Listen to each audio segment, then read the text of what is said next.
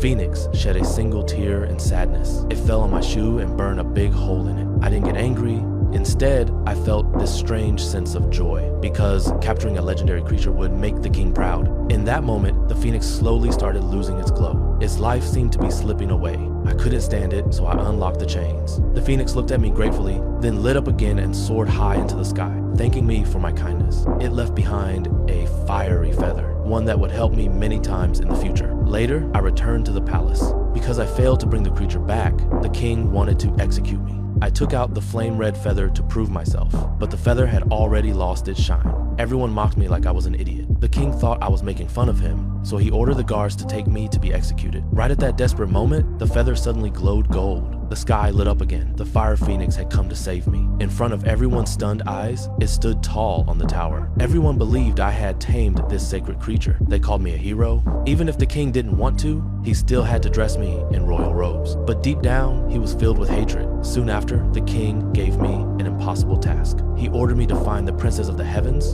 and bring her back to marry him. He assumed I would die somewhere along the dangerous journey, but the king was disappointed. I reached the princess's gate safely. Just as I was about to go in, a wall of ice blocked my path. For a moment, I felt helpless. Then the fiery feather floated up into the air, shot into the ice wall, and melted it instantly. But I didn't notice that my little donkey had been swept away by the freezing water. I soon found the heavenly princess, but when she learned she was supposed to marry an old man, she ran toward a cliff in anger and pulled me down with her. At the last second, my little donkey appeared and saved us both. She finally agreed to return to the palace with me. But when she met the king, she said that if he wanted to marry her, he had to bring her the heart of the ocean, a treasure swallowed by a giant whale. So the king called for me again. It was obvious he wanted me to take on this impossible mission. We reached the place he mentioned, but we couldn't find the whale the princess described. And worse, a massive tsunami was heading straight for us. My little donkey dragged me away, and we barely survived the giant wave.